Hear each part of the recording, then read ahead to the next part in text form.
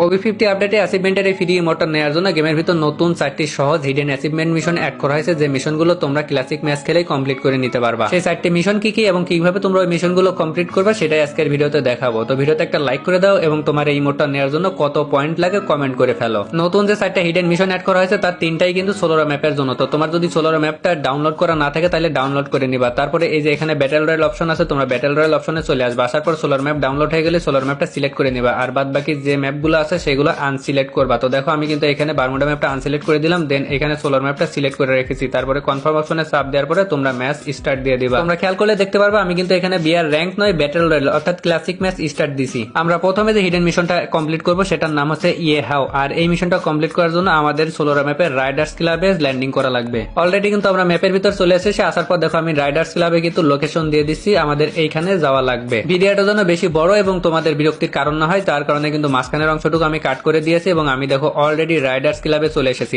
আসার পরে দেখো সামনে কিন্তু ঘোড়ার একটা স্ট্যাচু বা মূর্তি আছে। আমাদের কাজ হবে এই মূর্তির কাছে যাওয়া, যার কারণে কিন্তু আমি এই মূর্তির কাছে যাচ্ছি। আর মূর্তির কাছে যখনই যাবা তখনই কিন্তু ইউজ অপশন দেখতে পাবা, আর ইউজ অপশনে চাপ দেওয়ার পরে তোমরা এই ঘোড়ার মাথার পর চলে আসবা। তোমার ক্যারেক্টারটা দেখবা বিভিন্ন অঙ্গভঙ্গি করতেছে। এখানে ওঠার পরে তোমরা 5-10 সেকেন্ড ওয়েট করবা, এরকম তোমার ক্যারেক্টার অঙ্গভঙ্গি করবে, তুমি সেটা দেখে মজা নিবা। দেন তোমার কাজ হবে এখান থেকে নেমে যাওয়া, আর নেমে যাওয়ার সাথে সাথে কিন্তু তোমার মিশনটা কমপ্লিট হয়ে যাবে। এইখান থেকে নামার পর পরে তোমরা কিন্তু গেমটা ব্যাক দিবা না, তোমরা কোনো কিছুর উপর থেকে জাম্প করে অথবা গ্রেনেড দিয়ে অথবা এনিমি সামনে যে মরে যাবা। ব্যাক দিলে হয়তো বা তোমাদের এই মিশনটা কমপ্লিট নাও হইতে পারে, যার কারণে তোমরা এইভাবে মরে যাবা। মরে যাওয়ার পরে যখন তোমরা লবিতে আসবা, আসলেই দেখবা যে নিচের দিকে তোমাদের এই মিশনটা কমপ্লিট হয়ে গেছে লেখা দেখাবে। তো দেখো এখানে কিন্তু আমি লবিতে চলে এসেছি। লবিতে আসার পর দেখো নিচে কিন্তু অ্যাচিভমেন্ট অ্যাটেন্ড হয়ে গেছে। তো দেখো কত সহজ মিশন, মাত্র ক্লাসিক ম্যাচ খেলে ওই ঘোড়ার উপর উঠলেই একটা মিশন কমপ্লিট হয়ে যাবে। আর এই মিশনটা কমপ্লিট করলে তোমরা পেয়ে যাবে 100 পয়েন্ট। সোলার ম্যাপের যে মিশনগুলো আছে তোমরা একটা ম্যাচেই কমপ্লিট করতে পারবা। আমি তোমাদের দেখানোর সাথে 3টা ম্যাচে কমপ্লিট করে দেখাচ্ছি। 2 নাম্বার যে হিডেন মিশন রয়েছে তার নাম হচ্ছে বিহাইন্ড দ্য ভেইল। এই মিশনটা কমপ্লিট করার জন্য আমাদের সোলার ম্যাপের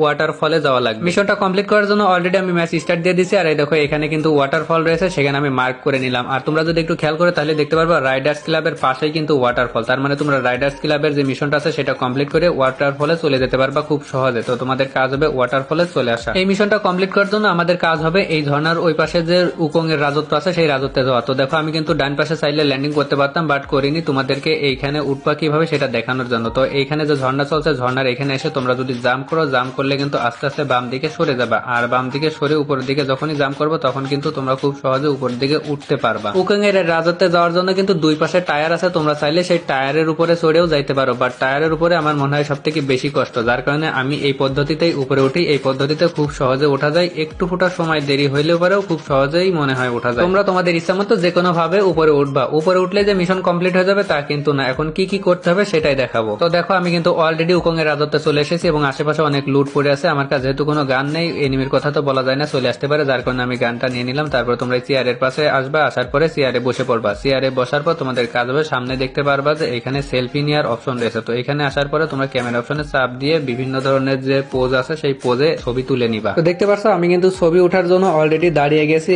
এবং কোন ক্যামেরার সিস্টেমে ছবিটা উঠবো সেটা সিলেক্ট করে একটা ছবি নেওয়াও হয়ে গেছে। পরবর্তীতে ভাবলাম যে আরো একটা ছবি নিয়ে নিই যদি মিশন কমপ্লিট না হয়, যার কারণে কিন্তু আমি এখান থেকে আরো একটা ছবি নিয়ে নিলাম। এখন আমাদের কাজ হবে যে সামনে উকং এর মাথা দেখা যাচ্ছে, সেই উকং এর মাথার কাছে যাওয়া। উকং এর এই মাথার কাছে যখনই আসবে তখন কিন্তু ইউজ অপশন দেখতে পারবা, আর ইউজ অপশনে চাপ দিলে তোমরা উকং এর এই স্কিলটা পেয়ে যাবা। তো আমাদের কিন্তু মিশনটা কমপ্লিট হয়ে গেছে। এখন আমরা চাইলে এখানে বসে থাকতে পারি অথবা নিচে যে এনিমির সাথে ফাইটও নিতে পারি। আর যদি মনে হয় যে না ফাইট নিবা না, তুমি মরে যাবা, তাহলে যে কোনো পন্থায় তুমি এলিমিনেট হয়ে যেতে পারো। তবে খেয়াল রাখবা যে ব্যাক দিবা না, ব্যাক দিলে তোমাদের মিশনটা নাও কমপ্লিট হতে পারে। আমি ব্যাক না দিয়ে এনিমির সামনে যে মরে গেছিলাম, মরে যাওয়ার পরে দেখো এখন আমি চলে আসছি লবিতে, আর লবিতে যাওয়ার পর আমার এই মিশনটা কমপ্লিট হয়েছে নাকি সেটাই দেখতে পারবা। তো দেখো অলরেডি লবিতে চলে এসেছি। লবিতে আসার পর নিচের দিকে দেখো অ্যাচিভমেন্ট অ্যাটেন্ড লেখা আছে, আর আমি যদি তার উপর চাপ দিই তাহলে আমাদের এই মিশনটা কমপ্লিট হয়ে গেছে। আর মিশনটা কমপ্লিট হওয়ার কারণে আমি পেয়ে গেছি 100 পয়েন্ট। আমাদের অলরেডি 2টা মিশন দেখা হয়ে গেছে, বাকি 2টা মিশন দেখবো। তার আগে যারা এই পর্যন্ত ভিডিওটা দেখেও এখনো কিপটামি করে ভিডিওতে লাইক করেনি তারা একটা লাইক করে দিও,